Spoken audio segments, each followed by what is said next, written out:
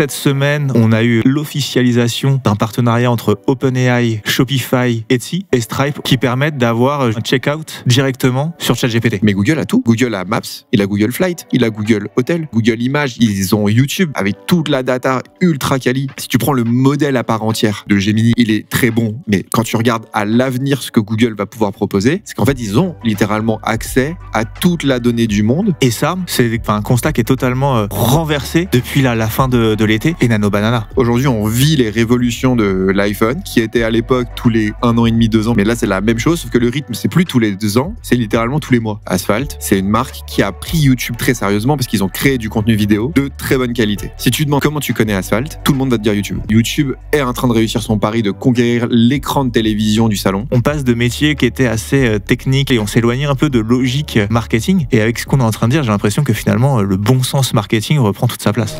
Bienvenue sur Club Croissance, le podcast qui a pour but de vous donner de l'inspiration et des idées pour accélérer la croissance de votre e-commerce. Je suis Thomas, fondateur de XPLR, une agence ads et créa à destination des marques e-commerce et des D2C. Nous accompagnons actuellement une trentaine de clients et nous sommes divisés en 2 pôles, avec d'un côté la performance qui s'occupe des campagnes sur Meta, sur Google et sur les autres leviers de social ads, et de l'autre côté la créa qui produit des super contenus qu'on met au bout de nos campagnes. Dans Club Croissant, je m'entretiens avec des experts pour parler de notre passion commune, la croissance et l'e-commerce. Notre objectif sera toujours le même, vous partager des conseils, des bonnes pratiques, des retours d'expérience que vous pourrez appliquer directement à votre marque. Vous pouvez nous voir sur YouTube ou nous écouter sur Spotify et Apple Podcast. Et si ce n'est pas encore fait, je compte sur vous pour vous abonner et en parler autour de vous. C'est le meilleur moyen de nous encourager et nous aider à inviter des experts toujours plus quali. Alors je compte sur vous et je vous souhaite une bonne écoute. Nous, on accompagne plutôt la partie e-commerce et Google Ads. Et tu vois, le SaaS, en fait, il fait du sens à partir du moment où tu viens apporter genre une compétence métier dans un outil. Parce que si c'est pour faire le même SaaS que tout le monde, ou je sais pas moi, un énième truc de dashboard de data Google, en fait, c'est une bonne idée que tu as une école de commerce, mais c'est pas un truc qui est vraiment pratique au quotidien. Ouais. Nous, on a voulu plutôt le faire, c'est pour nous, en fait, à la base. Ouais. Et du coup, Clarmix, il n'y a pas de concurrent à Clarmix, c'est un outil tout nouveau sur le marché, ou tu t'es un peu inspiré quand même d'un modèle que tu as vu aux US, que tu voulais améliorer? Probablement, il y a peut-être des concurrents, il y a peut-être des outils qui permettent de le faire. Mais si tu veux, moi, j'ai beaucoup cherché, en fait, à trouver des outils comme ça. Mais il n'y en avait pas beaucoup qui répondaient à mes besoins. Un des trucs les plus simples à mettre en place, c'est genre des scripts. Tu vas en fait mettre un script qui va analyser tes docs, tes produits par exemple, et tu vas envoyer ça dans un fichier Google Sheet. Et ce fichier Google Sheet, tu le reconnectes en flux externe, Merchant Center, etc. Donc on avait fait ça, en fait, au début, on faisait ça d'ailleurs. Ouais. Et rapidement, on s'est rendu compte que ça classait mal, qu'il y avait plein de règles qu'on ne pouvait pas mettre, et qu'un produit, en fait, sur une période de temps, il pouvait avoir plusieurs labels dans la manière dont c'est foutu dans le flux. Donc il fallait reclassifier ces produits, ce que les scripts ne faisaient pas. Et donc en fait, c'était toutes les structures qu'on avait mis en place sur ça, elles étaient rapidement obsolètes. Tu vois, 2, 3 semaines, 1 mois après, les flux ils sautaient, les trucs ils sautaient, les infos qui remontaient dedans, elles étaient moins quali. Donc on a dit, vas-y, on va le faire nous-mêmes en fait. Yes. Bon, je vais te poser quelques questions un petit peu plus tard sur Clarmix. Tu vas nous présenter ce nouvel outil et pourquoi tu t'es lancé là-dessus. Donc on a commencé ce nouvel épisode de Club Croissance. C'est un épisode un peu particulier parce que le terme à l'arrache est un peu galvaudé, mais on s'est dit tiens, pourquoi on n'enregistrerait pas un podcast avec Pierre Baptiste. On a mis un sujet sur la table, c'est le futur de l'e-commerce. Il y a eu quelques actualités récentes ou moins récentes sur lesquelles on va échanger ensemble. Je vais te laisser te présenter, mais tu as une agence qui s'appelle Seos. Vous accompagnez de très très beaux e-commerçants. De notre côté, on accompagne également sur le sujet ads des e-commerçants. Donc je pense qu'on a tous les deux une vision de ce marché-là qui peut bien se compléter et qui peut être intéressante justement à écouter sur le futur de l'e-commerce. Mais moi, je te connais bien. il y a beaucoup de personnes, je pense, dans notre audience qui vont aussi te connaître, Pierre-Baptiste, parce que tu as une super chaîne YouTube. Mais pour ceux qui ne te connaissent pas, est-ce que tu peux prendre le temps de te présenter ? Ouais, évidemment. Et déjà, merci d'accepter de faire ce podcast à l'arrache. C'est cool. Écoute, en gros, donc Pierre-Baptiste, je suis effectivement, comme tu disais, cofondateur de Seos. Seos, c'est une agence Google Ads e-commerce ultra spécialisée. Du coup, c'est cool. C'est vrai qu'on a une dizaine de clients en commun. Donc, en plus de ça, on travaille ensemble pas mal aussi sur la partie social ads pour toi, nous plus Google Ads. Et du coup, on accompagne que des e-commerce. Donc, c'est vrai que sur le sujet dont on va traiter, on va pouvoir en parler un peu plus en profondeur. Et aussi, assez rapidement, en fait, après avoir lancé l'agence, on a aussi, nous, un site e-commerce qu'on a lancé de notre côté, qui est un site qui est revendeur multimarque de produits de mobilité et qui est beaucoup dépendant de Google. Et en fait, nous, l'idée très tôt, ça a été de dire comment on comprend nos clients, tu vois, le mieux possible, qui sont tous des e-commerce. Et le meilleur moyen de les comprendre, c'était de faire la même chose que ce que eux ils font, et donc d'avoir leur propre site, de se confronter aux mêmes problématiques. Du coup, on s'est dit, on va créer ce site. Donc, c'est un site qui a bien grossi, tu vois, on doit faire 1,6 million hors taxe, je pense, cette année à peu près. Plutôt une belle croissance sur ce site, donc c'est un super projet. Et là, depuis pas longtemps, et on est en train de lancer du coup une activité un peu connexe à l'agence, qui est un logiciel SaaS qui s'appelle Clarmix, qui est un outil complémentaire, en fait, qui va venir nous aider, nous, en tant qu'agence, à mieux piloter les budgets Google Ads, notamment la partie shopping. Et qu'on est en train aussi de proposer, en fait, tout simplement à la communauté Google Ads, SEA, à tous les gens qui gèrent des budgets shopping, parce qu'on pense que c'est un outil qui peut les aider. Et aussi aux e-commerce qui le souhaitent. Mais voilà, c'est plutôt un outil de traffic manager, d'agence, de freelance, ou en tout cas un peu de geek de Google. Voilà. Ok. Donc cet outil s'appelle Clarmix. C'est ça. Aujourd'hui, tu as la casquette agence, tu as la casquette e-commerçant, et tu te rajoutes la casquette d'entrepreneur SaaS. Félicitations déjà pour ça. T'es parti de quel constat quand tu as voulu créer Clarmix ? En fait, c'est un peu ce dont on parlait tout à l'heure, c'est-à-dire que le constat, en fait, il est hyper business, et c'est pour ça que tout ça, c'est hyper relié. Nous, une des problématiques qu'on avait sur notre e-commerce, c'est on a une grosse saisonnalité sur la fin d'année. Cette grosse saisonnalité, lorsqu'on accélérait les budgets, on se rendait compte que nos rentas diminuaient fortement, au point où, effectivement, on prenait des gros volumes de chiffre d'affaires, mais on n'avait plus de renta à la fin de l'année. Et donc, on s'est dit, pourquoi ? 70% de notre chiffre d'affaires venait de Google Ads, il y a probablement un truc qui pose problème. On analyse ça plus en détail, et on se rend compte qu'en fait, quand on accélère nos budgets, même parfois quand on les accélère pas, en fait, on a des effets de bord dans Google Shopping, qui est notre plus gros canal, et ces effets de bord, c'est tout simplement qu'en fait, on a une grosse partie du budget qui est investi sur des références produits qui sont sous-performantes. En gros, c'est un peu comme si tu, avec Google Ads, classais mal tes références produits. Et donc ça, en fait, on s'est dit, c'est quand même méga bizarre. Donc on va tester. Du coup, on a testé différents outils pour essayer d'identifier en fait les références qui marchaient le mieux et pouvoir investir plus sur ce qui marche le mieux et réduire les investissements sur ce qui marche moins bien. Ça marche plutôt bien sur notre site. Du coup, on commence à l'appliquer à pas mal de nos autres clients sur des périodes fortes, etc. Et en vrai, ça marche pour grosso modo tout le monde, tu vois.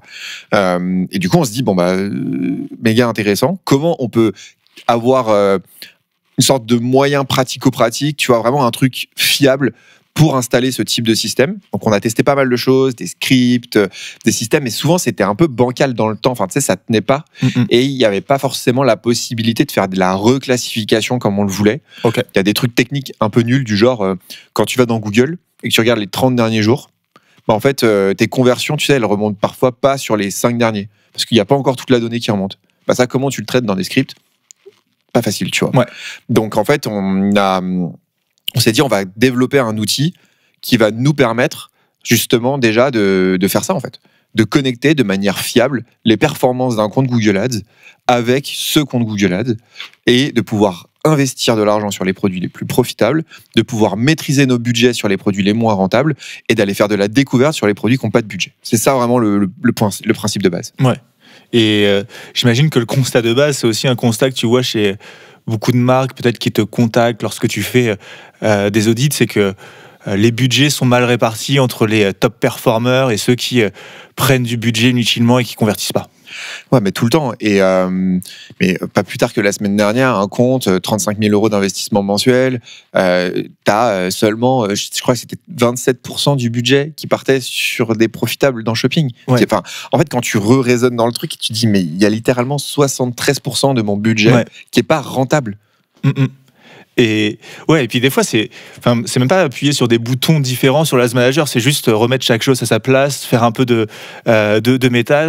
ménage, pardon, et laisser couler l'argent là où elle a le plus de chances d'en rapporter. C'est ça. Et effectivement, c'est ce que tu dis. Donc, c'est avoir une bonne structure de compte qui met le bon budget au bon endroit. Et le seul truc, c'est comment tu mets en place quelque chose.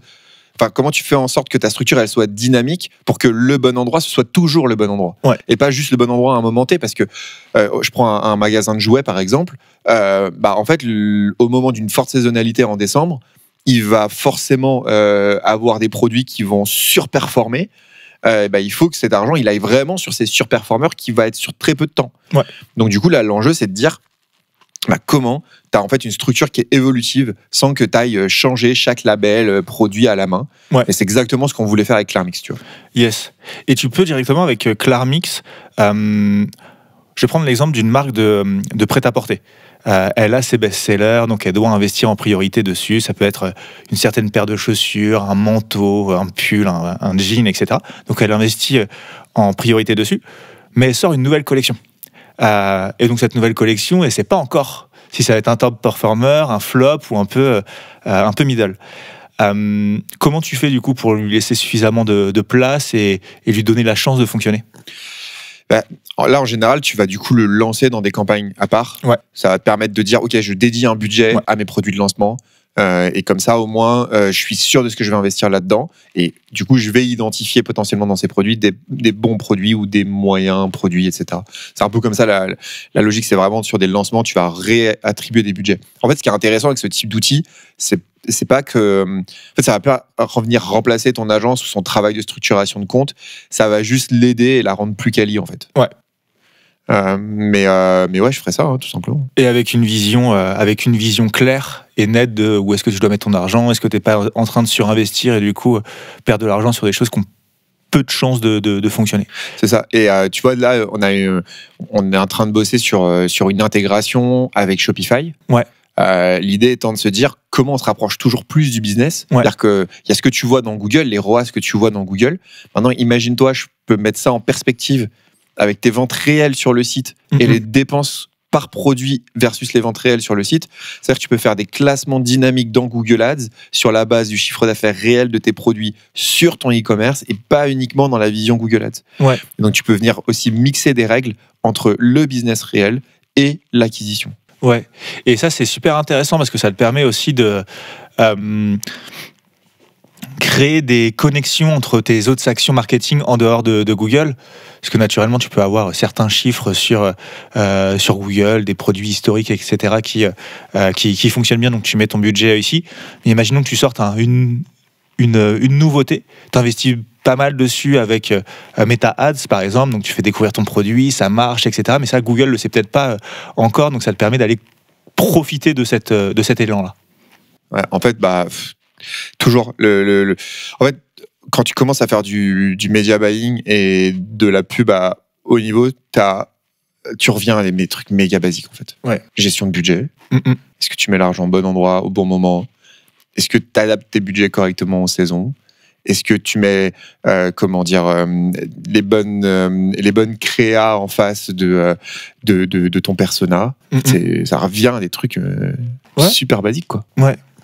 Et effectivement, ça revient à des choses assez basiques. On va en reparler après. J'aurai 2-3 questions à ce sujet-là pour toi. Juste pour terminer rapidement sur Clarmix, je suis allé sur votre site internet. J'ai vu une top vidéo de toi où tu parles en anglais. Elle est ridicule cette vidéo. Non, elle est très bien. Félicitations d'avoir pris le courage, enfin d'avoir eu le courage de te mettre face à la caméra et de le faire en anglais. C'est quoi l'ambition justement avec Clarmix si vous vous présentez comme un SaaS en anglais? C'est un objectif d'aller vous déployer rapidement à l'international? L'idée c'est l'idée en fait c'est que ce soit utilisable par tous. On voulait pas refaire une exclusivité franco-française pour 2 raisons. C'est parce qu'on pense que, ça va bénéficier à littéralement 100% des gens qui font du Google Ads dans e-commerce. Donc, il faut que ce soit utilisé et développé à l'international. Et deuxièmement, parce que, et je pense par la limite un peu du modèle des API de Google Ads, la position qu'on a en tant qu'agence sur la France fait que tu as un sujet de compliance en fait sur les comptes que tu vas connecter à Clarmix. Je te disais, c'est un outil qui va être principalement utilisé, je pense, par des agences, des freelances ou des traffic managers dans des e-com.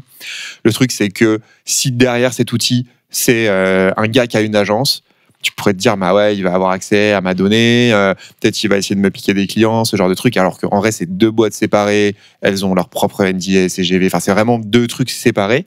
Et on a toujours voulu que ce soit le cas. Même si, et d'ailleurs même au point où Seos est cliente en fait de Clarmix, tu vois ce que je veux dire. Donc l'idée c'est vraiment de dire il n'y a pas une boîte une agence Google Ads qui a développé son SaaS, c'est vraiment genre une agence Google Ads qui utilise un SaaS que les fondateurs de cette agence ont développé mais qui est une autre boîte à côté. Et c'est pour ça aussi que je veux aller à l'international, parce que aujourd'hui j'ai une audience moins internationale. Et je pense que sur la France il va y avoir pas mal de réticences. Du fait qu'on a aussi cette image d'agence Google Ads, tu vois. D'une certaine façon, je la comprends, cette réticence, même si à mon sens, elle est pas, elle fait pas de sens. Enfin, tu vois, évidemment qu'on sépare les 2 trucs et ça n'a rien à voir, mais j'ai déjà eu en fait des messages de ce genre en mode c'est quoi vos points de compliance, c'est quoi vous allez avoir accès au compte, etc. Et il faut savoir que ça, c'est un truc qui est ouf. Tu savais pas avant, mais en fait, les API Google, c'est soit t'as tout, soit t'as rien. Ok. Donc, tu n'as pas de semi-accès, en fait. Et notamment, quand tu fais des SaaS comme ça, en fait, on passe par des jetons développeurs, etc. Et on est obligé de faire des systèmes d'invitation pour pouvoir accéder au compte. On utilise exactement la même technique, par exemple, qu'un Lengo ou un Chainable, qui va se connecter à un compte Google. Là, vraiment, c'est les mêmes logiques. Mais en fait, en faisant ça, tu te rends compte que... en fait, oui, tu as les accès au compte Google de tes clients, tu vois. Donc, ça fait peur de le dire comme ça, mais je le dis de façon tout à fait transparente, parce qu'en fait, aujourd'hui, Google ne permet pas, via son API, d'avoir un système de droit aussi fin que ce qu'il faudrait pour ce type d'outil. Et donc là, tu es en mode, c'est soit all-in, soit rien du tout. Très bien. Top. Bon, et si on veut se renseigner sur Clarmix, comment on fait? On te contacte directement sur LinkedIn? Clarmix.com, on a un site, la landing page, elle vaut ce qu'elle vaut, mais dans tous les cas, l'outil, il est gratuit. En fait, tu peux connecter ton compte Google, tu peux déjà faire toutes tes analyses. Si l'outil, il est 100% gratuit. Le seul moment où il va commencer à être payant, c'est à partir du moment où tu vas vouloir le reconnecter à ton Google Merchant Center pour avoir la labellisation dynamique tous les jours. Mais sinon, toute la phase d'analyse, trouver les produits qui sont pas rentables, etc., tout ça, c'est offert. Très bien. Et en termes de prix, ça commence à quel prix? En gros, là, c'est 29 € l'abonnement le moins cher mensuel. Donc, vraiment, c'est hyper abordable quand tu mets, même ne serait-ce que si tu mettais, tu vois, genre 1 000 € par mois sur Google Shopping, en fait, le gain et l'incrément que tu as pour 29 balles, c'est sans commune mesure, tu vois. Donc, c'est relativement peu cher. Après, je sais que les gens sont toujours réticents à payer un SaaS, je pense surtout en France. Mais oui, en fait, je sais l'impact que ça a pour les e-commerce parce que je le fais et je l'utilise moi au quotidien. Et je te dis, en gros, les augmentations de ROAS qu'on peut avoir, les ratios, c'est de l'ordre de plus 20% quand même. Tu vois, juste avec une bonne attribution à une bonne structure, quoi. Donc le coût peut très rapidement être $1. Mais en fait, c'est con, mais ouvre Clarmix, connecte ton compte, tu regardes combien tu perds. Si juste tu réattribues 10% de ce que tu perds sur les produits que tu gagnes, en fait, Clarmix, c'est largement rentable, tu vois. Le ROI, il est peut-être à 15, 20, 30. Bon, en tout cas, allez essayer Clarmix. Si vous avez des questions, n'hésitez pas à contacter Pierre-Baptiste directement. Et encore une fois, félicitations pour ce lancement. Moi, je trouve qu'il faut beaucoup de courage pour... Notamment quand on a déjà une agence. Moi, j'ai une agence et je sais que ça demande énormément de travail. Donc, je sais aussi que pour toi, c'est le cas. En plus, tu as un e-commerce. De trouver la bande passante, le temps et l'envie d'aller se lancer sur ce genre de projet-là, je pense qu'il faut du courage, de l'ambition, de la motivation. Donc, félicitations pour ça. Merci. Après, tu vois, c'est pas un nouveau truc qui sort de nulle part, parce que c'est avant tout un outil que nous on utilise. Aujourd'hui, 100% de nos clients, quasiment, 80% de nos clients, parce que ça fait pas sens pour tous les e-commerce, mais 80% de nos clients sont sur Clarmix. On utilise aujourd'hui cet outil au quotidien pour nous-mêmes, en fait. Donc c'est vraiment En fait, c'est presque une extension de ce dont on avait besoin pour mieux gérer nos clients. Et en fait, c'est que le début. Parce que le nombre de trucs que j'imagine qu'on va pouvoir faire avec ça, notamment, on en parlera peut-être plus tard dans le podcast, du CG des IA, mais il y a vachement de sujets autour de l'enrichissement des flux. Il y a vachement de sujets autour, comme on le disait, de connexion avec Shopify. Il y a vachement de sujets autour de la gestion des images dans les flux. Enfin, en fait, les flux, ça va devenir un enjeu majeur pour demain, encore plus qu'aujourd'hui. Donc aussi, voilà, Klarmix se positionne un peu dans cette idée de se dire il faut savoir optimiser ses flux au plus haut niveau. Yes, très bien. Top, tu as commencé à en parler, l'IA. En fait, juste avant de commencer à enregistrer l'épisode avec Pierre-Baptiste, on était en train de parler d'une actualité assez récente. Donc cette semaine, on a eu l'officialisation d'un partenariat entre OpenAI, Shopify et Etsy. Et Stripe aussi. Qui permettent d'avoir justement un checkout directement sur ChatGPT. Ouais, c'est ça. De ce que j'ai vu un peu, c'est qu'en gros, tu vas parler avec ChatGPT, tu vas vouloir chercher un produit et en gros, il va analyser le web. C'est pas encore très clair de comment il va analyser le web, mais en tout cas, il va analyser le web, il va trouver des marchands qui sont partenaires avec une de ces 3 plateformes et il va te proposer d'acheter directement en fait sur cette plateforme-là, dans ChatGPT. Depuis ces différentes plateformes. Ouais, et c'est un sujet qui est super intéressant parce qu'il en ouvre beaucoup d'autres.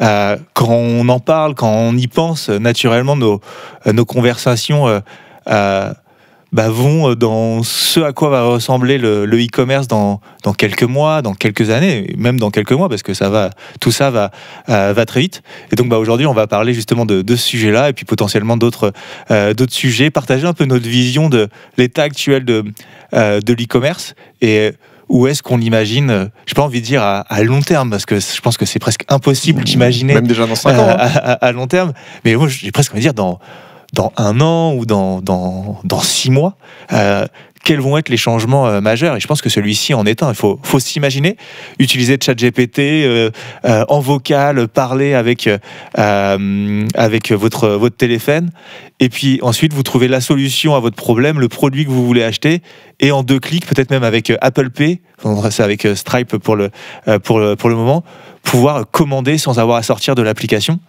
quelque chose que vous vouliez, parce que ChatGPT a bien compris que c'était ça dont vous aviez besoin. Enfin, toi, t'en penses quoi un peu de tout ça? Comment ça va évoluer pour toi?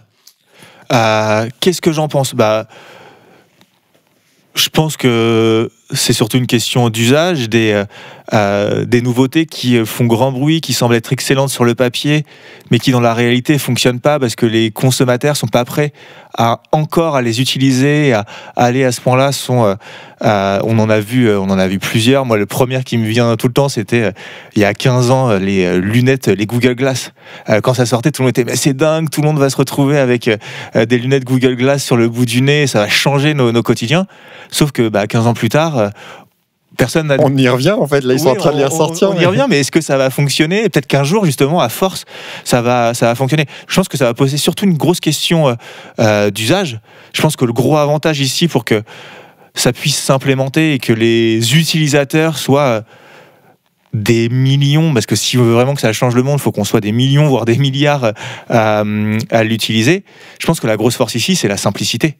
Et si demain ça devient beaucoup plus simple d'acheter sur ChatGPT, ça peut être une vraie force. Et peut-être que le frein que j'y verrai, c'est la notion de confiance. Alors aujourd'hui, on n'a pas encore de publicité sur ChatGPT. Donc c'est pas celui qui enchérit le plus qui va capter le plus de ventes en 2 clics parce que c'est le seul produit qu'on te proposera.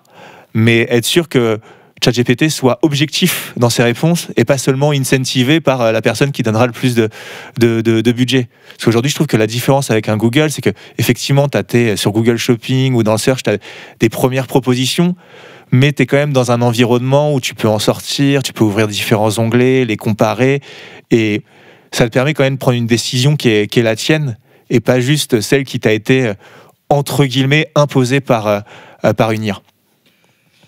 Ouais, je sais pas quelle destination ça va prendre. En fait, de toute façon, déjà, tu as un premier sujet, c'est est-ce que ça va être adopté? Ouais. Parce que je crois que Perplexity a déjà fait des tests il y a 6 mois, 1 an, justement, sur l'intégration de shopping. dans son IA. Bon, ça n'a pas l'air d'être un gros sujet. En tout cas, ça n'a pas l'air d'être un gros succès, surtout. La ChatGPT s'y lance. Est-ce que la force d'OpenAI va permettre de démocratiser cette technologie ? On va voir. Mais moi, ce que je trouve passionnant, c'est que surtout, on est peut-être en train de vivre l'ouverture d'un nouveau canal de distribution. Ouais. C'est vrai qu'on a tendance, je pense, tous les deux, à parler beaucoup de e-commerce. Et en fait, presque un peu comme si le e-commerce était un business model. Tu sais. Et en fait, j'aime bien aussi quand même remettre un peu les éléments dans leur contexte. Le e-commerce, c'est un canal de distribution pour une marque, au même titre qu'une boutique physique, qu'un revendeur multimarque, qu'une marketplace. En fait, le canal e-commerce est un canal de distribution. Et donc, en fait, potentiellement, ce qu'on est en train de voir là, c'est un nouveau canal de distribution qui est en train de se créer, qui va être le AI commerce, tu vois, quelque chose comme ça peut-être. Et donc ça, c'est fou, parce que ça veut dire que c'est un nouveau canal, donc nouvelles règles, nouveau paradigme. Mais est-ce que pour autant, ça va venir remplacer tout ce qui existe ? Je pense pas. Je pense que c'est un peu parfois une vision au global par rapport à l'intelligence artificielle, où on a l'impression que c'est bon du jour au lendemain, le monde d'avant ne va plus exister. Et comme tu dis, c'est certainement une brique en plus, mais pas nécessairement une brique qui va venir recouvrir toutes les autres, et que ce sera un canal de distribution parmi d'autres. Pour certaines marques, il représentera 90% du chiffre d'affaires, pour d'autres ce sera 10%, et pour certaines, ce sera un ratio différent. Mais effectivement, ça va certainement rentrer dans un nouveau mix de revenus. Ouais, et puis en fait, si tu juste remets en perspective, je crois Amazon, ça a été créé en 94. Ouais. Donc en gros, ça fait un peu plus de 30 ans que ça existe. Ouais. C'est quoi le poids aujourd'hui du e-commerce dans le retail en France ? Ouais. Tu sais ou pas ? Non, dis-moi. C'est un truc du genre 13 ou 15%. Donc en fait, même le truc que nous, moi le premier, qu'on met en avant partout, qui parle le plus, ça pèse 13% du retail. Genre, le business... C'est à la fois énorme aussi. C'est énorme. Mais le vrai business aujourd'hui, il se fait encore en physique dans les magasins. Tu vois, c'est clair. Tu vois, plus de 80% du business se fait aujourd'hui en physique dans les magasins. Est-ce que le physique a tendance à ralentir, baisser et le e-commerce progresser ? Oui, mais les ratios restent encore en très grande faveur pour le physique. Et ça fait 30 ans qu'on est dans le e-commerce. Donc, tu vois, ça fait quoi ? 3 ans qu'on est dans l'IA. Est-ce que l'IA va venir tout balancer et peser demain 15% du jour au lendemain ? Probablement pas. Par contre, c'est intéressant de voir que c'est un canal qui progresse fortement et qui va probablement changer énormément de choses sur la manière dont on achète.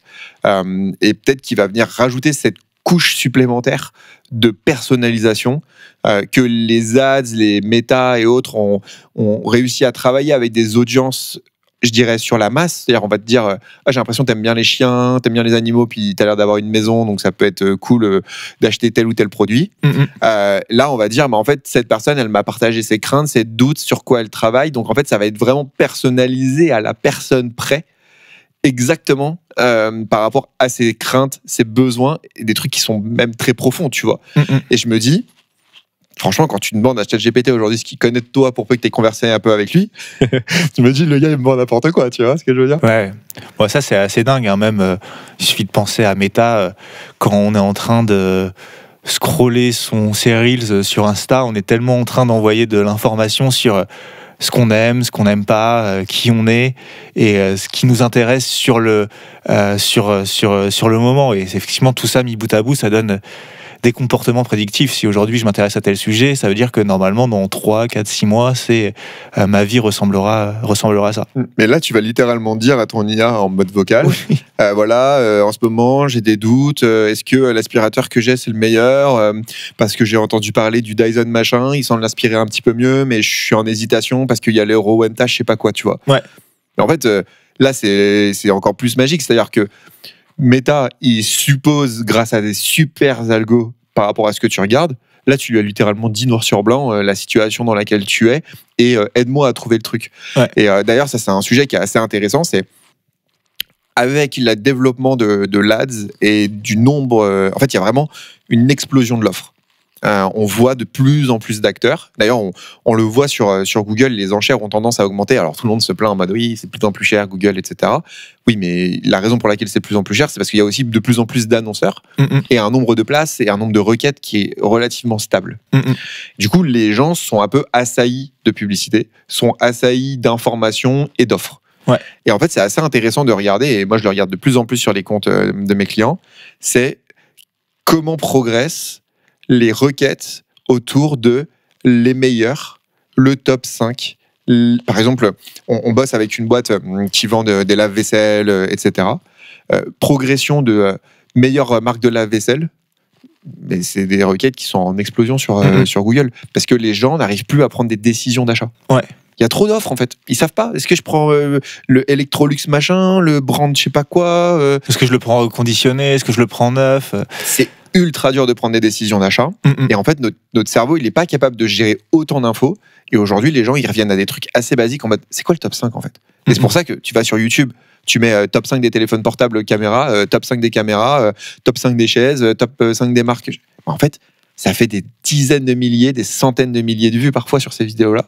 Pourquoi? Parce qu'en fait, il faut aussi recentrer l'information, resimplifier l'information. Il y en a trop. Ouais. Ouais, bah effectivement, c'est super intéressant ce que tu viens de dire. Ça me fait penser à quelques questions sur la partie. Tu parlais de YouTube. Moi, je trouve qu'aussi, on a un autre aujourd'hui moteur de recherche vidéo qui s'appelle TikTok. Quelle place ça a aussi sur la notion d'e-commerce. Pour terminer quand même sur la partie IA et e-commerce, on est quand même en train de vivre un changement, comme tu le dis, certainement l'apparition d'un nouveau canal de distribution, à condition qu'il soit utilisé. Et qui rencontre son public, Ouais, qui rencontre son public. Les précédents essais sur Perplexity sont pas nécessairement très faramineux en termes de résultats. Là, on est sur OpenAI qui compte quand même beaucoup plus d'utilisateurs, qui a peut-être une force de frappe plus importante. Toi, par rapport à la suite Google, parce qu'on a parlé de Perplexity, d'OpenAI, on n'a pas parlé de Gemini. Et naturellement, quand on pense à Gemini, c'est un moteur de recherche complémentaire à celui de Google actuellement.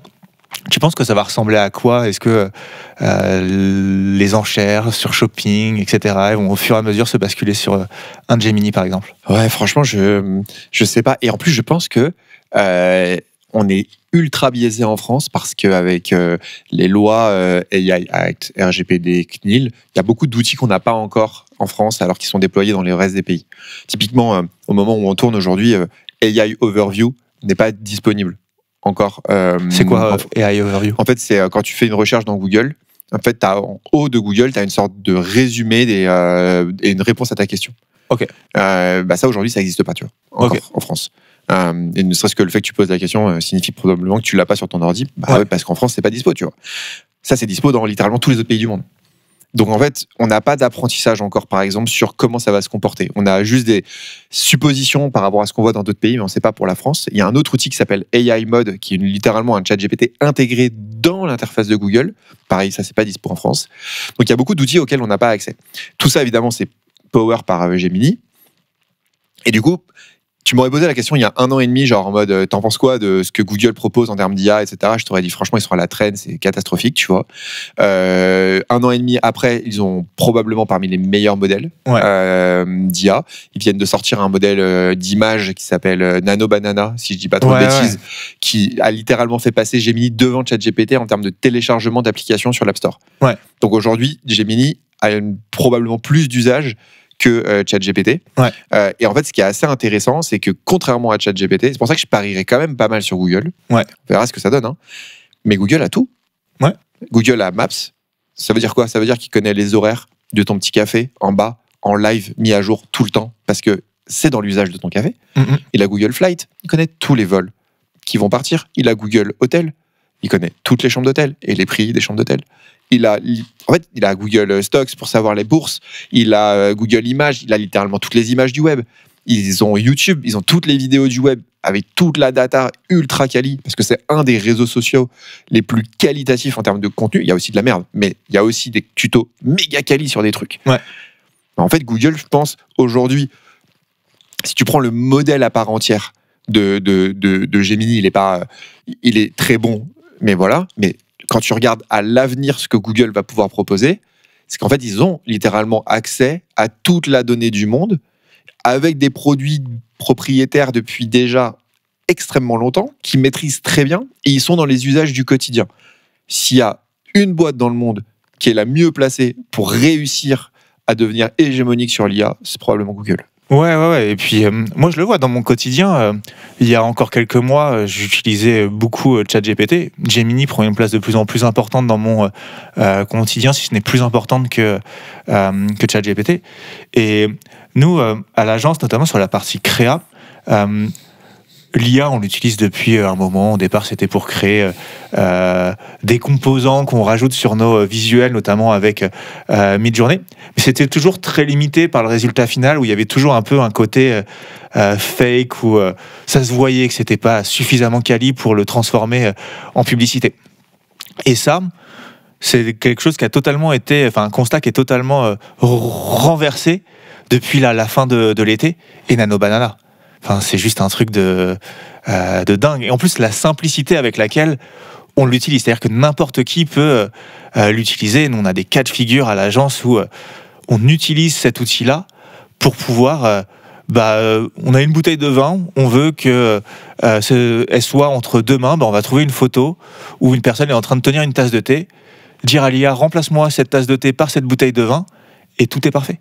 Il n'y a pas un doigt en plus qui traîne, l'étiquette, elle n'est pas un peu déformée.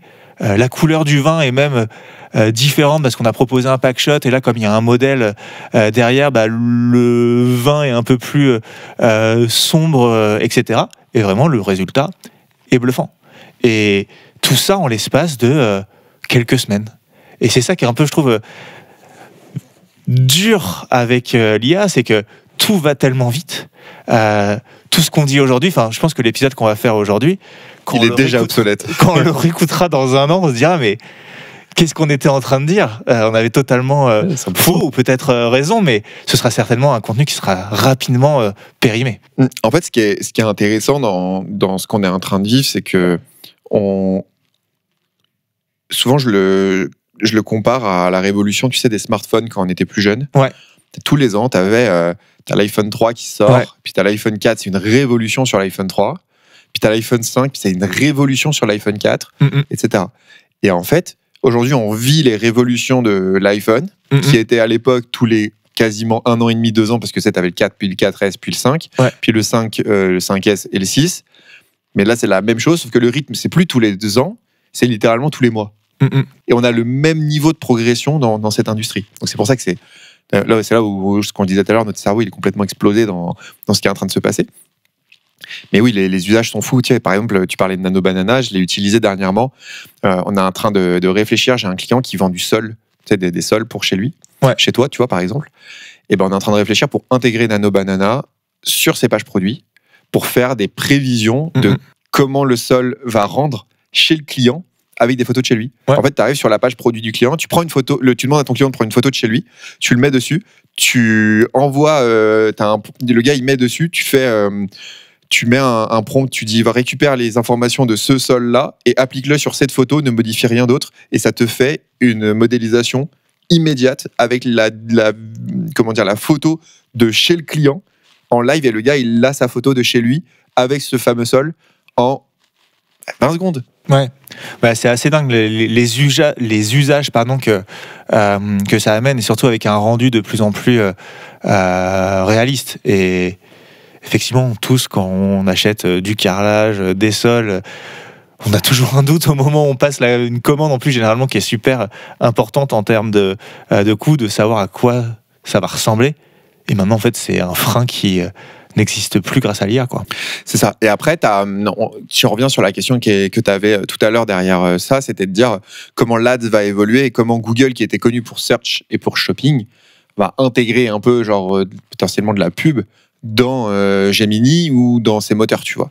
Et en fait, là, il y a quand même un truc qui est en train de se passer, c'est Google, il faut voir que je crois que 80%, plus de 80% des revenus viennent de la publicité. Et je crois que c'est genre littéralement 95% des bénéfices qui viennent de la publicité. Tout le reste, c'est beaucoup de coûts pour Google. Et en fait, quand tu regardes ça, tu te dis, bon, comment ils vont intégrer la publicité dans Gemini? Parce qu'on vient littéralement en fait, changer la façon dont le search fonctionne, qui est la poule aux œufs d'or de Google. Et en fait, il faut voir que probablement Gemini va commencer à intégrer de l'IA, enfin va commencer à intégrer de l'ADS dans ses réponses. Sur les essais que j'ai fait aux États-Unis, je commence déjà à en voir un peu. Donc ça intègre du shopping directement dans les réponses. Donc c'est exactement les mêmes fiches shopping qu'on a aujourd'hui. Le seul truc aujourd'hui, je pense, c'est que la plupart de ces boîtes, elles sont pas encore. En fait, le produit IA, il n'est pas encore mature. Tu vois, je pense que le produit Ads IA, je veux dire, il n'est pas encore mature. Aujourd'hui, c'est encore beaucoup de je vais mettre le format que je connais dans mon moteur de recherche, puis je vais l'intégrer dans des réponses IA avec la même fiche shopping, etc. Je sais pas si ça va pas probablement évoluer ça demain vers quelque chose de beaucoup plus intégré. Mais ça pose vachement la question, effectivement, de est-ce que, du coup, on aura suffisamment de choix, etc. Est-ce que, finalement, tu vois, genre, ce sera pas au plus offrant qu'il y aura toujours toutes les premières pages? La réalité, c'est que c'est déjà le cas, en fait. Ouais. Sur Google, aujourd'hui, sur les mots-clés les plus recherchés, tu as littéralement shopping, plus 4 liens sponsorisés, juste pour trouver le SEO qui est parfois vu comme beaucoup plus correct par les gens. Pas forcément, tu vois, mais bon, bref, plus correct ou plus honnête. En fait, il faut déjà scroller de ouf. Donc, en fait, la réalité, c'est que... Oui, il n'y a déjà pas de la place pour tout le monde et il n'y en aura pas nécessairement plus sur ces IA. Et je pense, comme tu l'as dit, il ne faut pas nécessairement en avoir peur parce que ce n'est pas des modèles qui vont venir remplacer tous les autres, mais c'est une brique supplémentaire. Aujourd'hui, il y a des marques e-commerce qui sont très très fortes sur Google Shopping et qui font quasiment tout leur chiffre d'affaires grâce à ça. Puis on a l'inverse, d'autres marques qui mettent quasiment rien sur Google Shopping, qui mettent tout en social ads et qui sont très fortes là-dessus. Faut le voir un peu de cette manière-là. On aura des marques qui feront un petit peu de tout ou qui seront vraiment dépendantes d'un levier. Et ça risque de ressembler à ça. Enfin, je l'imagine en tout cas sur les prochaines années. La question en fait qui se pose, je trouve, c'est quelle va être un peu la clé d'entrée demain d'un ciblage IA. Ouais. Parce que aujourd'hui, on connaît bien le ciblage par mots-clés, donc on va aller adresser des requêtes dans un moteur de recherche. Ou alors, on connaît bien le ciblage par audience, voilà, des gens qui semblent être à la recherche de cette catégorie de produits ou qui rentrent dans ces critères démographiques.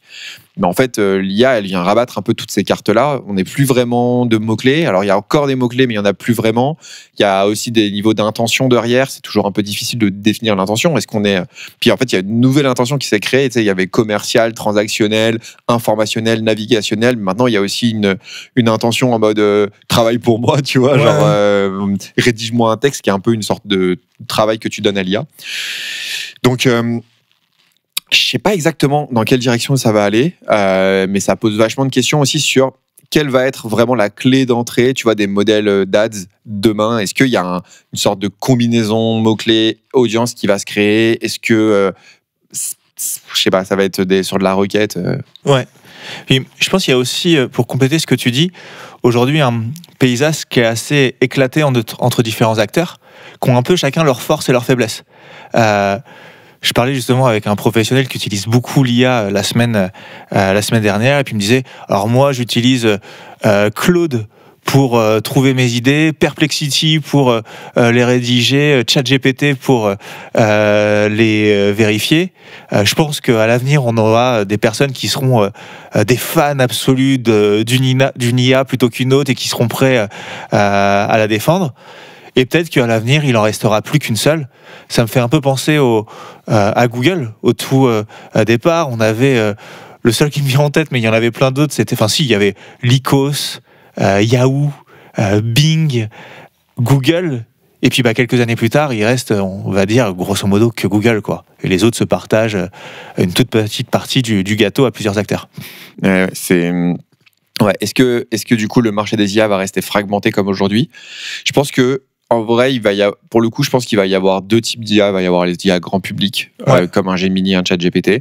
Et je pense que Claude va devenir potentiellement des IA comme Claude qui sont vachement basés sur des agents qui travaillent avec des MCP, etc., vont devenir des outils plus professionnels. Et Mistral aussi, tu vois, a levé pas mal d'argent dernièrement justement pour aussi à lui une politique où ils vont plutôt adapter leur modèle aux besoins de leurs clients, etc. à chaque fois. Donc je pense que tu vas avoir vraiment deux types d'outils. Donc c'est assez bon, on va voir ce que ça donne, mais je me rends pas compte en fait à quel point notre monde va changer, parce que ça, tu vois, l'autre jour je sors totalement du sujet e-commerce, mais pour moi les IA c'est aussi une réponse à la croissance infinie, tu vois, dans le monde en général, parce que aujourd'hui on a de moins en moins en gros les populations ont tendance à diminuer, tu vois, on va atteindre un point culminant dans 20-30 ans je crois, et après les populations vont commencer à diminuer.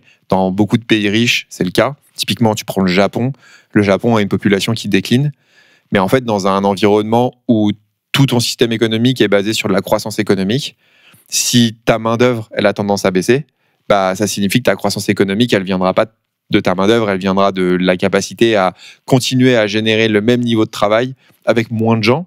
Soit tu mets les gens sous l'eau, soit en fait tu les équipes d'outils qui vont faire le travail peu qualitatif à leur place. Et donc en fait, c'est même, tu vois, au-delà du e-commerce, je pense que l'IA, elle vient aussi changer un modèle, ou elle vient challenger un modèle de société tel qu'on le connaît. Et la France n'est pas en reste. La France vient c'était un des derniers pays qui avait encore un taux de renouvellement de sa population. Et là, dernièrement, les niveaux sont plutôt aux alentours de 1,8 enfants par femme, alors que normalement, c'est au-dessus de 2,1, je crois, pour le renouvellement total de ta population. En tout cas, stabilisation de la population. La plupart des autres pays européens sont largement en dessous d'1,8. Je crois j'avais vu une étude comme quoi a rendu à je crois que c'est 1,2 ou 1,3. Il n'y a jamais aucun autre pays, il n'y a jamais aucun pays dans le monde qui s'est réveillé de ça. Donc j'ai réussi à s'en sortir. En fait, c'est juste le déclin complet de ta population quand c'est le cas comme ça. Mais en fait, dans un monde de croissance infinie, mais de déclin de population, ça pose des grosses questions de comment ton économie elle continue à tourner demain. Et les IA peuvent venir remplacer certaines forces entre guillemets humaines, notamment intellectuelles. Et en fait, pour moi, c'est exactement ce qu'a vécu l'ouvrier pendant la révolution industrielle.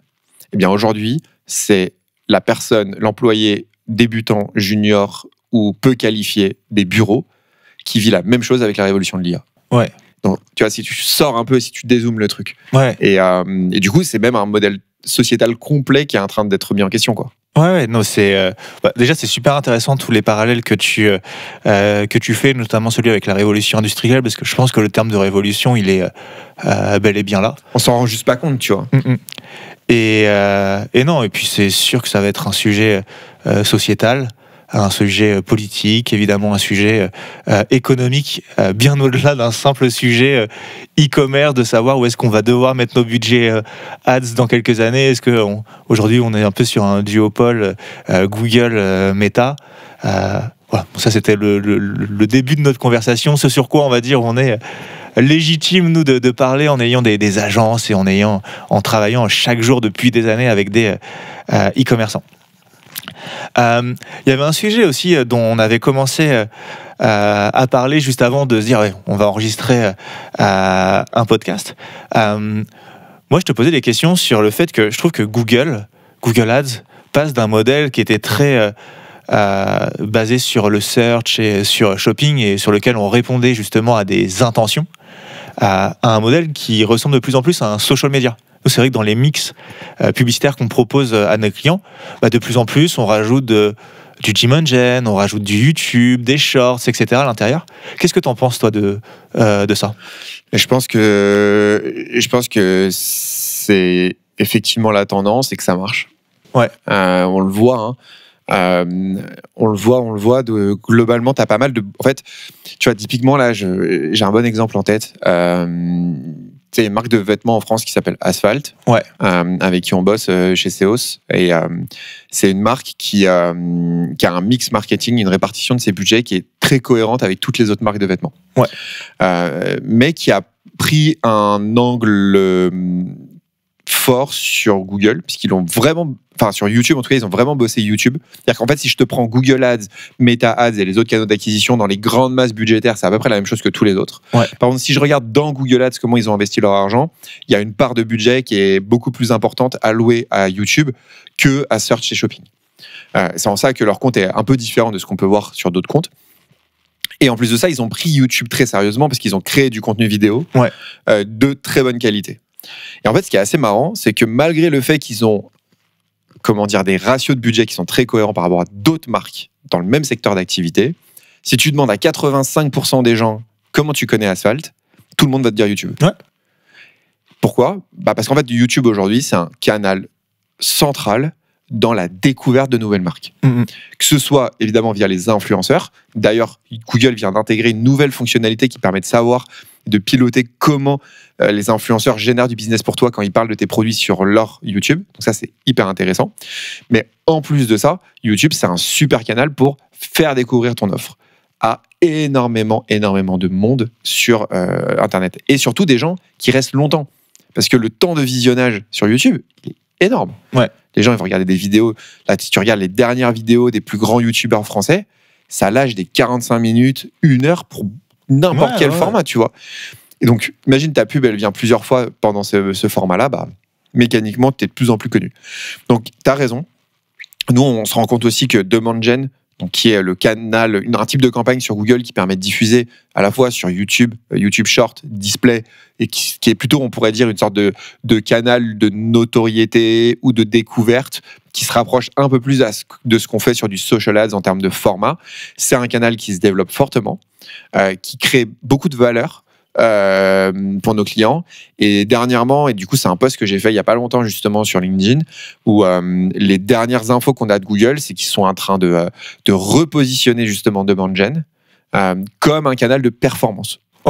Donc ils sont en train de kill un peu tout le middle funnel qui marche pas trop, et ils font de la découverte et ils font du remarketing, et ça commence à être sérieux en fait. Les perfs qu'on a, elles sont sérieuses, quoi. Mais on fait la même observation de notre côté, et ça semble évident. Et dans ce que je veux dire, il n'y a rien de futuriste, mais YouTube, c'est la télé d'aujourd'hui. C'est un constat, c'est pas une prédiction. T'as regardé sur ta chaîne le poids de gens qui regardent ta chaîne YouTube sur une télé ? Non, j'ai pas regardé ça. Toi, Moi, j'ai regardé. 15% des gens qui regardent mes vidéos sur les 30 derniers jours la regardaient sur une télé, les gars. Les tutos Google Ads pour le tracking. Pourquoi vous mettez ça sur votre télé, tu vois ? Ça n'a pas de sens. Je pense que si je propose à ma compagne de regarder tes vidéos le soir, elle va me mettre un grand stop tout de suite, mais peut-être que certains effectivement le font.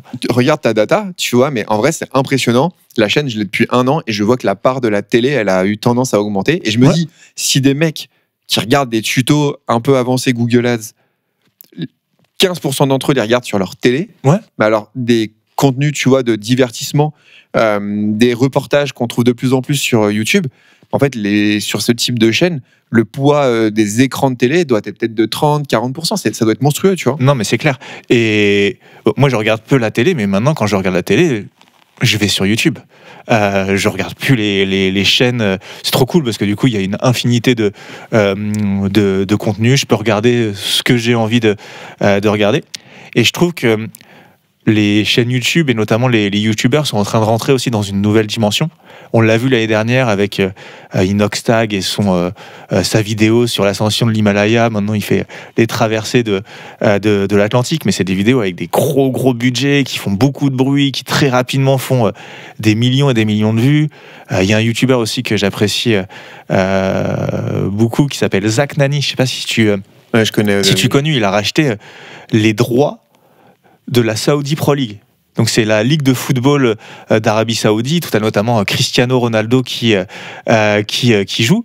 Je pense que dans le classement des championnats, c'est derrière la Ligue 1, mais c'est pas très loin. Mais aujourd'hui, la Ligue 1, c'est diffusé sur Canal+, etc. Et lui, il a racheté les droits, alors que l'année dernière, c'était Canal+, qui les avait. C'est un YouTuber. Et du coup, il les diffuse gratuitement sur sa chaîne YouTube. C'est ouf, et c'est ouf, et c'est un YouTuber, un mec qui est plus jeune que moi, peut-être plus jeune que toi, qui a ça. Et évidemment, c'est un endroit où on peut diffuser de la publicité pour un coût qui n'a strictement rien à voir avec celui que ça coûterait de faire de la publicité à la mi-temps d'un match de Ligue 1, par exemple. Oui et non, en fait. Tu vois, paradoxalement, la télé, si tu mets en ratio du nombre de personnes touchées, oui, c'est vraiment pas cher. Mais en qualité de ciblage, t'auras pas la même qualité de ciblage malgré tout. Et tu vois, j'ai une bonne amie à moi qui t'a fait chez TF1 en termes de sur la partie ads justement.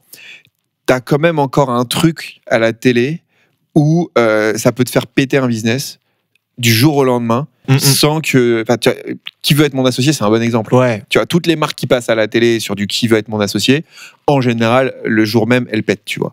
Maintenant, sur du long terme, effectivement, YouTube est plus intéressant, mais souvent, YouTube, ça reste quand même cher en CPM, en comparaison avec de la télé, surtout si tu négocies bien tes deals télé. Tu peux payer quelques dizaines de milliers d'euros, être affiché à plusieurs millions de personnes, tu vois. Mais alors, je différencie quand même deux choses à la télé. Les passages dans Qui veut être mon associé, dans 66 minutes, Capital, TF1, qui sont vraiment des moments où finalement c'est pas vu non plus comme de la publicité, donc l'écoute et l'intérêt qu'on donne à ce moment-là est quand même plus fort. Et je différencie ça de spots publicitaires classiques. Et nous, on a des clients qui sont passés dans Qui veut être mon associé. Et récemment, on a un client qui, pendant 1 mois, a sponsorisé une émission sur TF1. C'est le matin, je sais plus, c'est la matinale de TF1 avec Bruce Toussaint. Personnellement, moi, je l'ai jamais regardé, mais je vois bien de quelle émission il s'agit. Et en fait, c'est un spot au début entre chaque pub où c'est ce programme vous est présenté par le nom de la marque, une petite présentation et talon de la marque. Et l'impact qu'ils ont ressenti, il est quasiment nul. Ils se sont dit, on arrête. Enfin, c'est la dernière fois qu'on fait de la télé de cette manière-là. Donc vraiment sur le côté, je trouve que ça se compare plus à du YouTube, enfin de la publicité sur YouTube versus un passage dans Qui veut être mon associé où il y a limite un documentaire sur toi, ça dure longtemps et naturellement on regarde autre chose qu'une publicité finalement. Après, je pense qu'il faut toujours le mettre en perspective. J'en parlais l'autre jour avec, il y a 1 an ou 2 avec Thomas, le fondateur de Wopilo. Ouais. Donc, tu sais, la marque de matelas et d'oreillers ergonomiques. Ouais. Et lui, il y a quelques temps, il avait fait de la télé. Et justement, lui, il me disait, effectivement, c'est un canal qui n'est pas toujours facile à gérer. Et surtout quand on est une marque un peu, tu sais, très DNVB, très orienté web, c'est pas les codes, tu les as pas toujours les codes de ce type d'ads, mais ça lui avait permis aussi de passer des caps, même de notoriété, ce genre de choses, même de créa visuel, parce que tu dois être validé ARPP pour pouvoir passer à la télé, donc tu dois passer par des accréditations pour que tes vidéos elles passent dans des trucs, ça rentre dans des formats, t'as des formats 15 secondes, 30 secondes, c'est très normé, très codé. Je pense que ça te permet aussi de passer parfois des caps en termes de créa. Et je pense que ça ne s'adapte pas à tous les produits non plus. Il faut vraiment un produit mass market qui touche 100% des gens. Typiquement, un oreiller, 100% des gens utilisent un oreiller. Effectivement, si tu vends un produit plus niche, si tu vends un produit plus... J'ai perdu mon micro. Si tu vends un produit plus niche, tu vas peut-être avoir moins d'impact sur la télé. Maintenant, YouTube est en train de réussir son pari de conquérir l'écran de télévision du salon. Ça, c'est quand même vraiment dingue parce que effectivement ils ont même adapté en fait les contenus. Tu regarderas sur YouTube télé, tes formats pub, ils durent 1 minute 20 en début de vidéo et jusqu'à 45-50 secondes pendant les vidéos. C'est pas du tout les mêmes que ceux que tu as sur téléphone. Sur téléphone, tu as des formats pub beaucoup plus courts. En général, tu as un skippable de 5 secondes et tu peux ignorer. Sur la télé, c'est pas skippable. T'as vraiment des formats YouTube, du coup, où YouTube a même développé des formats dédiés écran de télévision. Ouais. Et et puis, je trouve que les possibilités en publicité sur YouTube sont aussi différentes. Tu parlais d'Asphalt tout à l'heure. moi, j'ai tout de suite une publicité qui me vient en tête d'Asphalt en ce moment sur YouTube, où c'est deux mecs qui sont assis un peu comme nous sur un canapé, et ils sont en train de parler du jean, mais pas nécessairement que d'un seul jean, mais plus de qu'est-ce que ça représente comme pièce dans la garde-robe d'un homme, qu'on aime bien garder des jeans, enfin, le rendre vraiment comme un produit de qualité. Et ça, c'est une publicité qu'on verrait jamais à la télévision. Non, parce que tu peux plus difficilement rentrer dans ces codes-là, tu as plus de liberté sur ton format publicitaire sur YouTube. Mais c'est un des trucs, je pense, qui plombe la télé, c'est que la télé est tellement un canal et un média qui est contrôlé et réglé et réglementé, que les formats publicitaires que tu vas afficher dessus sont évidemment pas forcément adaptables ou faciles à faire. Maintenant, il y a quand même un autre sujet dans la vidéo qui est intéressant, c'est tout ce qui est programmatique via des outils type Google 360 par exemple, enfin 360 vidéos. Là, ça te permet d'aller diffuser sur les box télé. Donc en fait, tu peux faire de la télé depuis Google aussi. Les gens ne le savent pas forcément, mais tu vas pouvoir aller faire du Netflix, tu vas pouvoir faire du Amazon Prime, tu vas pouvoir faire de la télé directement depuis aussi ce type de pub. Donc ça, c'est assez intéressant. Ouais, effectivement. Cette semaine, moi j'ai un peu de retard, mais je regardais la série Bref sur Disney. Okay. Et effectivement, avant chaque épisode, il y avait des spots publicitaires. Et ça reste des espaces médias qu'on n'avait pas il y a encore quelques mois. Et ça, tu peux les adresser aujourd'hui avec des DSP qui sont assez intéressants. Google 360, c'est un des bons trucs. Il y a aussi, je crois, c'est de Trade Desk, si je dis pas de bêtises, qui fait ça aussi. Tu peux diffuser sur toutes les plateformes traditionnelles de médias, et c'est intéressant quand tu as des stratégies de noto. On parlait de lancement par exemple d'une gamme de lingerie à un moment donné, de la marque de lingerie tout à l'heure au début de podcast. Pourquoi pas aussi avoir des actions de ce type pour faire connaître sa gamme tout simplement en notoriété en amont. Et du coup, si on revient sur notre sujet IA, ça pose des vraies questions parce qu'en fait, aujourd'hui, il y a des gros enjeux sur comment être cité par les IA. C'est un peu ce GEO qui sort de SEO adapté au monde des IA. Mais aussi, ça pose une autre question qui est que, en fait, plus ta marque a de la notoriété, plus on parle de toi sur Internet, plus tu as les fameux backlinks, mais là, naturellement, plus mécaniquement, tu vas aussi être cité dans les IA parce que tu vas apparaître à plein d'endroits. Et donc, tu as aussi des énormes enjeux de branding, d'être connu, de faire des partenariats. Typiquement, je sais que les vidéos sont fortement utilisés pour nourrir les IA. Tu vois, je pense que des marques comme Rhinoshield, NordVPN ou autres vont certainement être beaucoup plus citées à équivalent de leurs concurrents dans Gemini, par exemple, tout simplement parce qu'ils apparaissent en pub dans littéralement toutes les vidéos. Tu vois. Oui, ouais, effectivement. Tu disais tout à l'heure que YouTube est en train de gagner son pari de la télé, d'apparaître sur les écrans de télévision. Moi, je trouve qu'ils sont en train aussi de gagner un pari du smartphone, et notamment du réseau social, avec YouTube Shorts. On pense évidemment aux Reels, on pense à TikTok déjà. Meta avait réussi un gros coup en se faisant au départ distancer par TikTok et en revenant très fort avec les Reels sur Insta et les Reels sur Facebook, et ils ont récupéré du watch time qui était en train de partir en masse sur TikTok. Mais aujourd'hui, il y a quand même un nouvel acteur qui prend du watch time. Je trouve que c'est les YouTube Shorts, qui sont aussi presque des contenus un peu construits différemment, mais qui sont intéressants à regarder. Et comme sur Insta ou sur TikTok, tous les 4, 5, 6 shorts, on voit une publicité. Donc c'est aussi un nouvel espace média pour les annonceurs. Ouais, clairement, on l'utilise de plus en plus, et ils l'ont aussi séparé. Là où avant, tu pouvais pas séparer le vidéo normal du short, maintenant tu peux vraiment dédier, par exemple, des contenus pour short uniquement. Donc ouais, c'est un nouveau canal qui est en train de se développer, et je pense en plus de ça que c'est pas la même population que sur Insta et que sur TikTok. Parce que la population de YouTube peut-être un peu plus âgée, et donc ça reste super intéressant d'aller en faire. Et j'écoutais justement une interview là de Thibaut InShape il y a pas longtemps, qui est très fort justement sur les formats verticaux.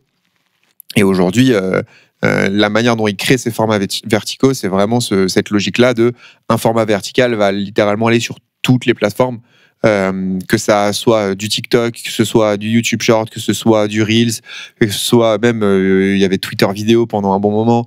En fait, tous les canaux de formats verticaux, il faut y être.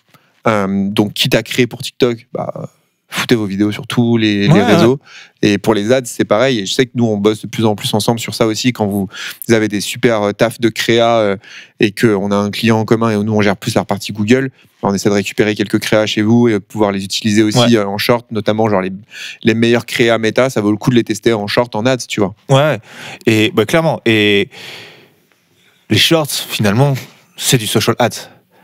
Et effectivement, un contenu qui est bien pensé, on pense au contenu UGC, les contenus avec les FGC, donc l'équivalent avec le founder qui prend la parole face à la caméra, et puis tous les concepts qui peuvent exister, ils ont clairement leur place sur Insta, sur TikTok, mais aussi aujourd'hui sur la régie Google Ads. 100%, hein. Je pense que c'est... De toute façon, il faut se dire que notre client, il n'est pas captif d'un réseau, il est souvent multi-réseau.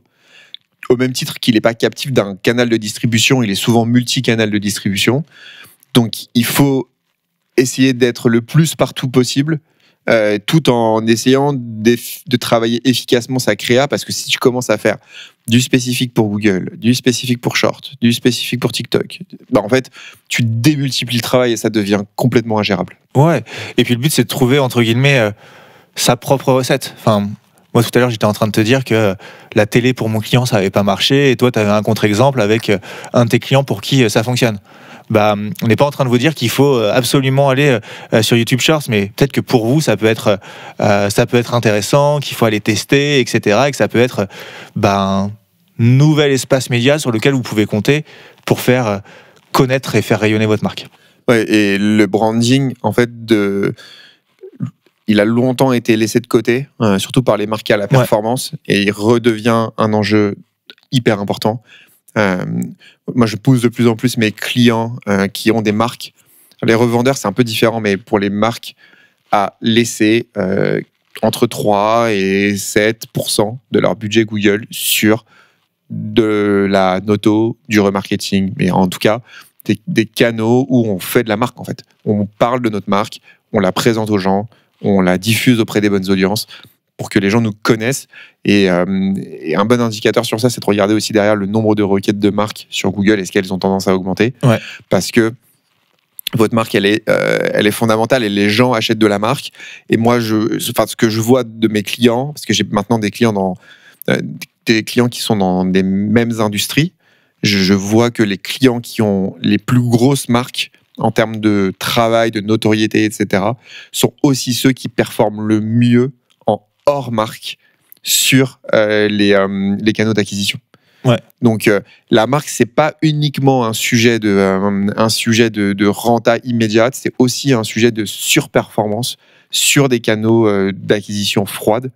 Donc ça va plus loin en fait que juste de se dire on est connu, on nous cite ou non, tu vois. Ouais.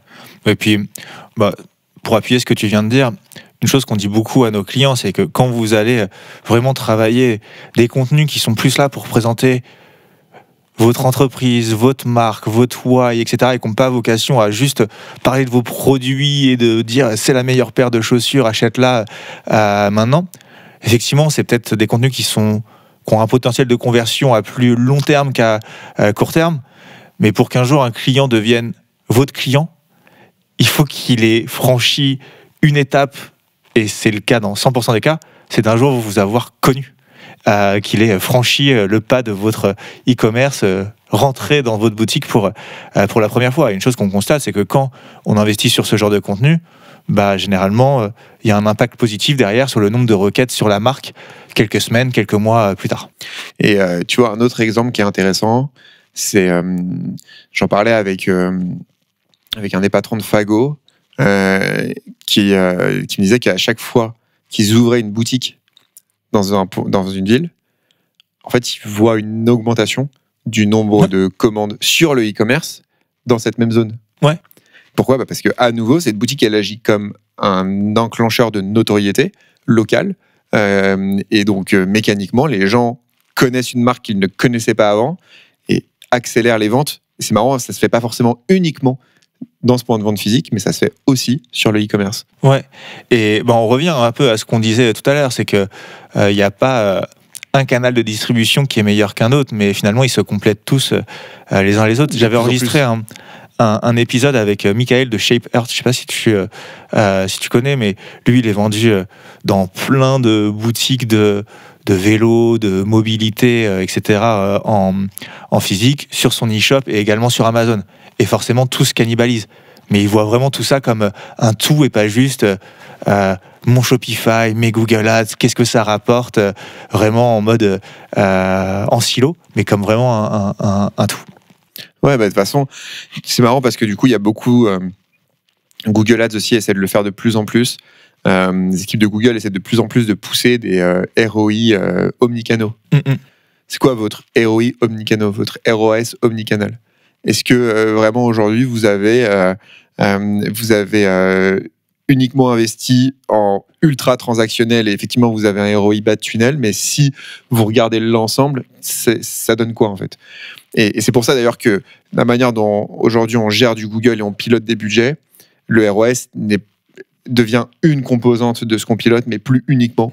Il faut toujours aussi prendre en compte le chiffre d'affaires réel du business et toujours remettre en corrélation nos budgets avec le chiffre d'affaires réel pour s'assurer qu'on est dans des bons ratios. Ouais, bien sûr. Voilà.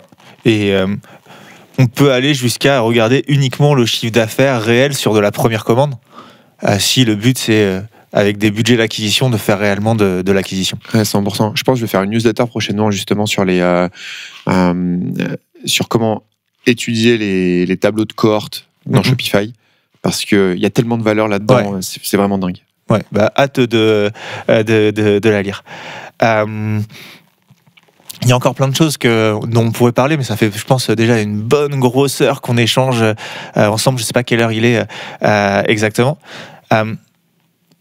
J'ai l'impression qu'avec tout ce qu'on vient de dire, on a de plus en plus d'outils, de plus en plus d'innovations. On sait pas trop jusqu'où tout ça va nous emmener, mais le constat, ce serait quand même que on passe de métiers qui étaient assez techniques à quel bouton je vais cocher sur Meta ou sur Google, et on s'éloignait un peu de logique marketing.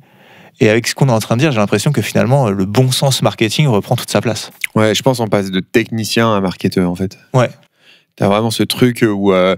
alors, je pense encore plus sur le social ads, parce que Google reste encore assez technique sur des gestions de flux, d'où les outils comme Clarmix ou autres, tu vois, mais il y a encore ces enjeux un peu techniques. Mais en fait, on revient, grâce aux IA et aux différents outils, à une sorte de fondamentaux où, en fait, c'est quoi les pain points de mes clients, c'est quoi les bénéfices de mes produits, et comment je mets ça en musique pour en parler, quels sont ceux qui sont les mieux reçus. Ouais. Et aujourd'hui, et derrière, en fait, une fois que tu as ça, tu mets ça dans une IA, tu demandes à Nano Banana de te créer 5 versions avec 5 hooks différents en fonction de du coup les 5 pain points que tu gères, et tu vois lequel marche le mieux, tu vois. Et en fait, du coup, la notion de on va passer 4 jours à créer du visuel, donc à être des techniciens, sort.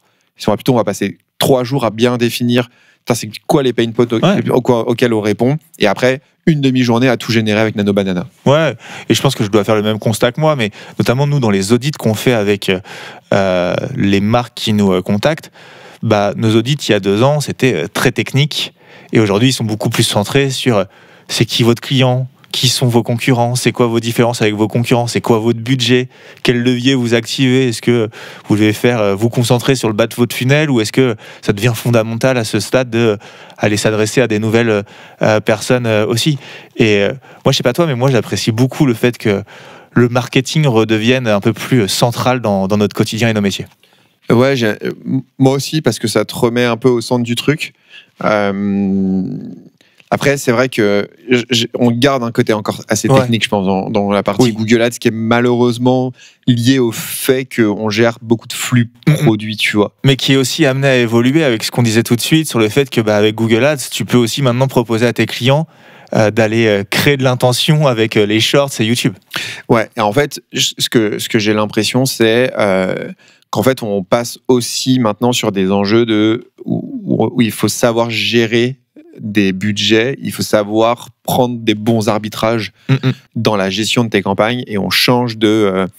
là où avant, effectivement, on était très technique, quel mot-clé choisir, aujourd'hui, on est aussi, une fois que tu as une bonne structure et que c'est bien carré, comment on gère bien nos budgets, comment on gère nos croissances, comment on analyse les bons éléments, comment on met les budgets au bon endroit, etc. Ouais.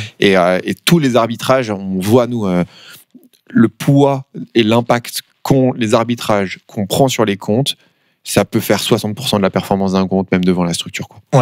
Ouais, bien sûr. Et puis encore une fois, tout ça, on n'est pas en train de dire que ça doit être comme ça à partir d'aujourd'hui, qu'il faut tout changer.